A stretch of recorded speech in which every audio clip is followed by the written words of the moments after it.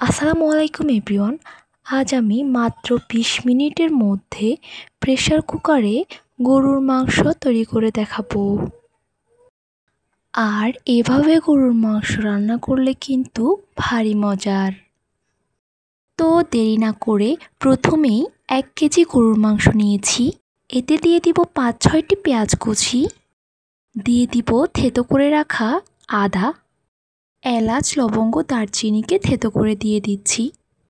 দিয়ে দিব রসুন বাটা, স্বাদমতো লবণ, ২ চামচ পরিমাণে হলুদ, ৩ চামচ পরিমাণে মরিচের গুঁড়ো, ৩ চামচ পরিমাণে জিরের গুঁড়ো।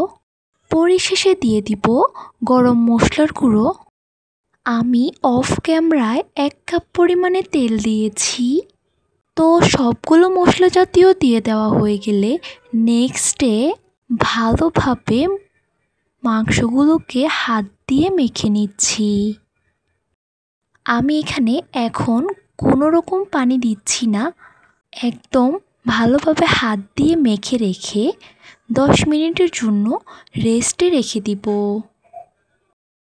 তো ১০ মিনিট হয়ে আসলে নেক্সটে প্রেসার কুকারটি চুলায় বসিয়ে দিয়েছি। এখন প্রেসার কুকারের ঢাকনাটি খুলে নিয়ে মাংসগুলোকে ভালোভাবে নেড়ে ছেড়ে দিচ্ছি। আপনারা দেখতেই পাচ্ছেন মাংস অর্ধেকটা হয়ে আসছে।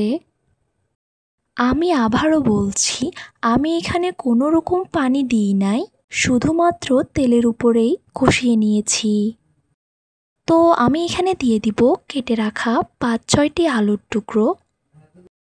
তো আলুগুলো দিয়ে আবারও ভালোভাবে নেড়ে ছেড়ে নিচ্ছি। আমি এখনও কোনো পানি দিচ্ছি না, শুধুমাত্র তেলের উপরে মাংসগুলোকে রেখে ৪ মিনিটের মতো প্রেসার কুকারের ঢাকনা মেরে রেখে দিচ্ছি।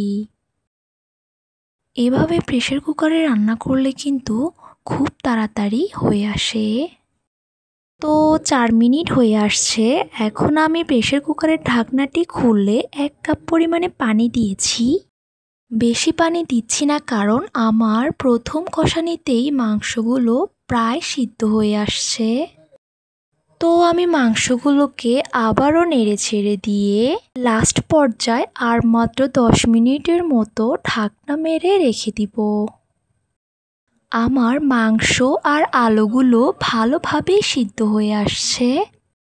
তো আমার ১০ মিনিট হয়ে গেছে। এখন আমি মাংসগুলোকে নামিয়ে নিয়েছি। ফাইনালি ২০ মিনিটের মধ্যেই গরুর মাংস তৈরি করে ফেলেছি।